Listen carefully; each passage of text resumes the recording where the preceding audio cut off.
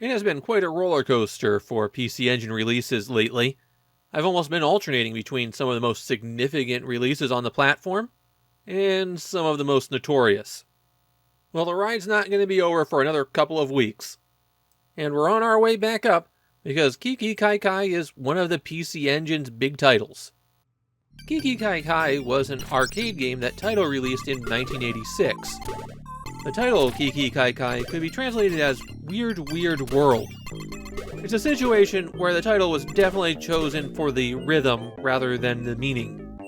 KiKi KaiKai was a massive hit for Taito, one of the most popular arcade games in Japan at the time.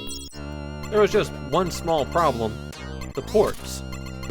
There was an MSX version of KiKi KaiKai released fairly quickly, but the MSX wasn't very good at scrolling, and since the game is a top-down run-and-gun, there's quite a bit of scrolling in it. The MSX also was really restricted in the number of sprites on screen. So the MSX version was a case of good effort, but can't really act as a substitute for the arcade version. Then there was the Famicom Disk System version. That one is so much of a train wreck, it's not even considered the same game. Rather than playing out a series of stages, you had a free-roaming environment where you had to hunt down the locations of the bosses. You also had to purchase power-ups in shops, and the currency was a pain to get. This KiKi KaiKai played very poorly, and it's one of the great disappointments of the Famicom Disk System. And those two games were it until the PC Engine version came along. The KiKi KaiKai heads out there had to wait a long time to get a version of the game that actually felt like the arcade. Pixel, the developer who ported it to the PC Engine, also made that MSX port, so they had experience with it, though they didn't have any experience with console games. KiKi KaiKai was their first. It was also their only PC Engine game, but then they're going to turn around and make a surprising number of late-era Famicom games. Pixel's best-known game is probably this version of KiKi KaiKai, but their second best-known game is likely the fairly advanced for its time shoot-'em-up Over Horizon. The plot of the game is that Sayo is a shrine maiden, and one evening she has a vision of the 7 lucky gods, 7 Japanese deities of good fortune. They're there to warn her, but once they arrive, they're abducted by a pack of yokai who are after their treasure ship. Well, Sayo can't put up with that, so she sets out to rescue them. As a shrine maiden, Sayo attacks with kamifuda, which are paper talismans, and gohei, a wand with paper streamers used in blessings. She throws the talisman with button 2, and swings the wand with button 1. The kamifuda are the most effective way to attack. They've got reach, a high rate of fire if you turn on the auto fire, and they cover things pretty well.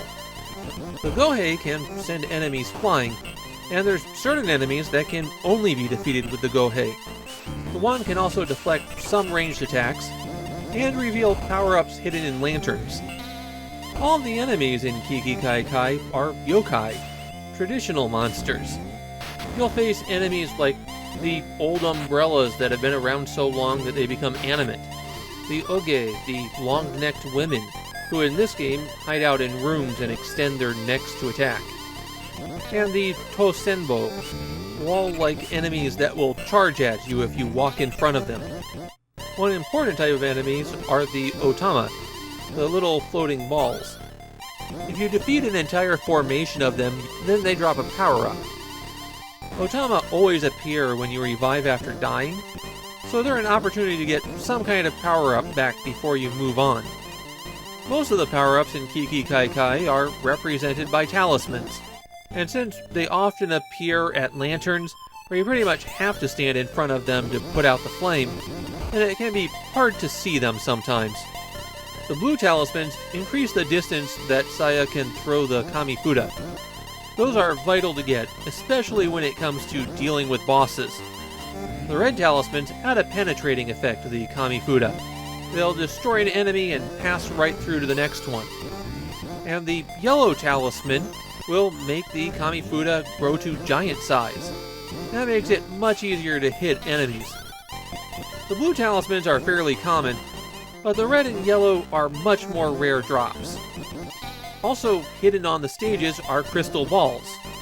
These are usually in some out-of-the-way location, and you have to hit the invisible item in order to make it appear. Crystal balls come in two varieties, blue and yellow. And if you have one, then you activate it by pressing buttons 1 and 2 simultaneously. The blue crystal ball freezes all enemies for a short period, while the yellow crystal ball destroys all enemies on the screen.